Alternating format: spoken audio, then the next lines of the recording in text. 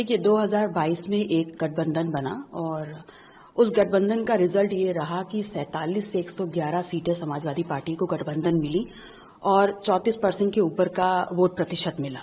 और वो मिलने के बाद अखिलेश जी ने ये मान लिया कि वो पूरा वोट उनका है। उन्होंने सिरे से ओम प्रकाश राजभर जी, जयंत चौधरी जी, कृष्णा पटेल जी, केशव देव मौर्य जी, संजय चौहान जी सबको नकार दिया।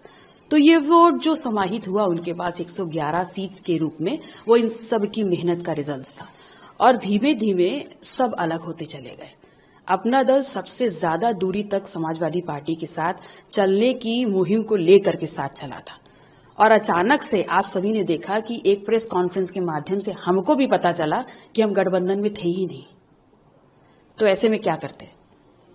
ऐसे में हमको रास्ता दिखा पीडीएम और हमने जन भावनाओं को ध्यान में रखते हुए उसको अपनाया। तो क्या लग रहा है कि पीडीएम जो है, आप लोग भी जानते हैं, आपकी कल प्रेस कॉन्फ्रेंस में भी कहा गया कि 90% माइनॉरिटी वोट बैंक सीधा समाजवादी पार्टी को मिल रहा है और अब आप खाली नाम बदल के आ रहे हैं, लेकिन जो वोट बैंक है उसको अपने में कैसे करेंगे और क्या जरूरत पड़ी इस एम को ऐड करने की? क्या वहां पे भी मुसलमानों का नाम लिया जा रहा है? अखिलेश यादव भी दावेदारी कर रहे हैं कि हमारा डेलीगेशन हो या कोई मामला हो उसमें सबसे पहले समाजवादी पार्टी लोगों के लिए पहुंचती है।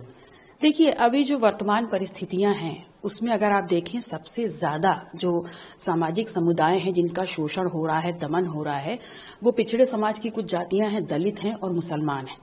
और उनके नाम पर सरकार का जो रवैया है और जिस प्रकार से विपक्ष की जो मुख्य पार्टी है वो उनके सवालों पर पीछे हट जाती है या चुप्पी साध जाती है, तो ऐसे में वो समाज कहां जाए?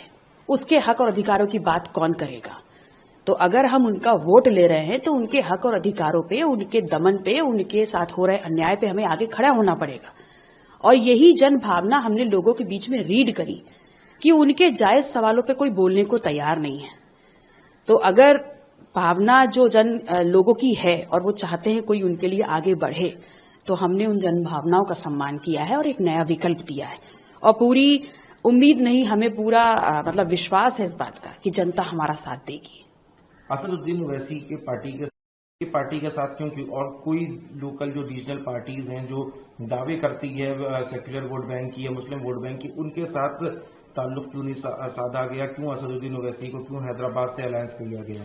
देखिए ये जो पिछला दलित मुसलमान मोर्चा हमने बनाया है, इसमें कल हमारे पास मंच के 4 मुख्य पार्टी थी और हमने उस प्रेस कॉन्फ्रेंस के माध्यम से ये भी कहा कि जो भी पिछड़ा दलित मुसलमान और सामाजिक न्याय की सोच वाली तमाम पार्टियां जो हमारे साथ जुड़ करके इस मुहिम को और मजबूत करना चाहती हैं, उन सभी का हम खुले दिल से स्वागत करते हैं।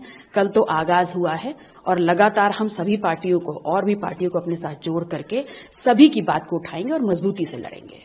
समाजवादी पार्टी से जो गठन किया, इंडिया अलायंस की तरफ उन्होंने रुख किया, लेकिन कल अपने पत्र से उन्होंने स्पष्ट कर दिया कि उनको वहां से भी कोई बहुत उम्मीद पूर्वक बात नहीं सुनने में आई। तो क्या स्वामी प्रसाद महोदय के लिए इस अलायंस में जगह है? क्या वो भी आने वाले समय में शामिल होंगे या और भी जो छिटके हुए दल हैं, चाहे वो संजय चौहान हो, जो आप जिनका आपने जिक्र किया, जो लोग साथ में थे, क्या उनको भी सम्मिलित किया जाएगा?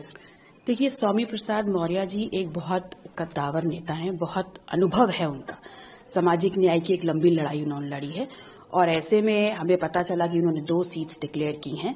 तो सबसे पहले तो हम उनको क्या इनवाइट करेंगे, वो तो हैं ही हमारे साथ। और रही बात जो सीटें उन्होंने डिक्लेयर करी हैं, वहां वो चाहेंगे तो हम प्रचार करेंगे, वो चाहेंगे तो हम वहां बैठ करके उनका साथ देंगे। वो बड़े हैं, वो जो भी निर्णय लेंगे हम उनका स्वागत करेंगे। आपके साथ तो नहीं शामिल हैं?